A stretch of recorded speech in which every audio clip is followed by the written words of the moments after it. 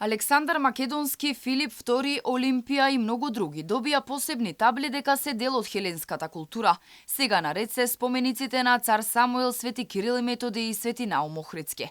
Што ќе пишува на нивните табли засега не е познато, затоа што владата се уште нема објавено каква точно формулација договориле историските комисии. Според експертите, недозволиво е да се менуваат ознаки на споменици, бидејќи тоа ќе го промени историското и културно наследство на Македонија. Вакви дефиниции од неколку членови историчари во комисии се несвојствени за било која суверена нација и држава, од аспект што секоја земја си го дефинира својата национална историја. Прв на списокот што ќе биде обезличен е цар Самуил и веројатно неговата тврдина во Охрид.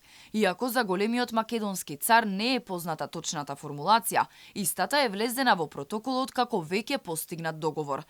Него ќе го чествуваме заедно со Бугарија, а договорена е и измена на првиот учебник. Владата ќе подготви и достави прелиминиран урнек од лекција за 7 одделение од образовната програма на Македонија на тема Самуилова држава, во согласно со препораката на комисијата, во согласно со член 8 алинеја 2 од договорот. Во јавноста секојдневно циркулираат информации дека македонската влада дури и прифатила Самуиловата тврдина да биде побугарчена, но за сега нема официјална информација што би го потврдила овој податок.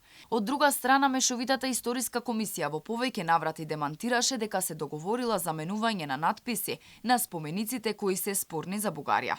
Професорот Панов предупредува дека историската комисија и владата преку протоколот ги поништуваат сите досегашни резултати на научните и образовни национални институти и Македонската академија на науките и уметностите. Абсурдите во кои што се содржани во протоколот, например во вториот билатерален протокол се наведува дека надлежните министерства и единиците на локална самоуправа, што имплицира дека на целата територија на Република Македонија ќе треба да ги вклучат сите договорени резултати од работата на комисијата во учебните програми, учебниците, материјалите и надписите на споменици. Македонија ќе прави промени и во други учебници. Секаде каде се спомнуваат цар Самуил, Свети Кирил и Методи и Свети Наум Охридски.